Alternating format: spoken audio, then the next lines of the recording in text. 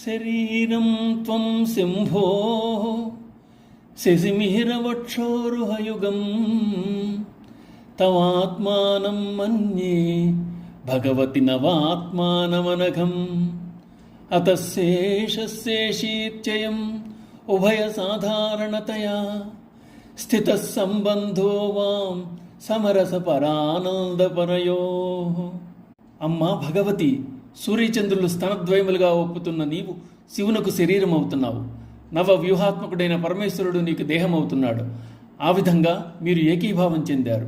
చేయించేది శేషి అయితే చేసేవాడు శేషాహ. నీవు శేషమైతే అతడు శేషిగా, ఆయన శేషమైతే నీవు శేషిగా సామరస్యంతో ఉన్నారు. ఈ శేషి శేషభావ సంబంధం ఇరువురెందు సమానంగా వర్తిస్తున్న మిమ్మల్ని ఆనందభైరవుడుగా భావిస్తున్నాం. శరీరం ఆత్మకు ఉపాధి. ఆత్మ యొక్క చైతన్యం శరీరం ద్వారా ప్రకటించబడుతోంది. అమ్మ శరీరం ద్వారా కనపడుతున్నది శివుడు. అందుకే శరీరం త్వం శంభో. శివుడనే ఆత్మకు నీవు శరీరానివి. పార్వతీ పరమేశ్వరుల ఉభయుల్లో ఎవరు ఎక్కువ ఎవరు తక్కువ అన్నది లేదు. వారిద్దరిది సమప్రాధాన్యం. ఎందుకంటే శేషశేషీ భావంలో వారిద్దరూ ఒక్కటే. లలిత విశ్వవిగ్రహ అన్నారు. త్రిభువన వక్షం విష్ణుమీశం నమామి అంటోంది విష్ణు సహస్రం. విశ్వమే భగవత్ స్వరూపం. అదే విశ్వరూప దర్శనం. ఆ విశ్వరూపమే శశిమిహిర వక్షోరుహయోగం. సూర్యచంద్రులు స్తనములుగా కలిగి ఉంది అమ్మ. పిల్లల్ని పోషించేది తల్లి వక్షస్థలం అయితే జగత్తులో అందరినీ పోషించడానికి సూర్యచంద్రులు ఉన్నారు.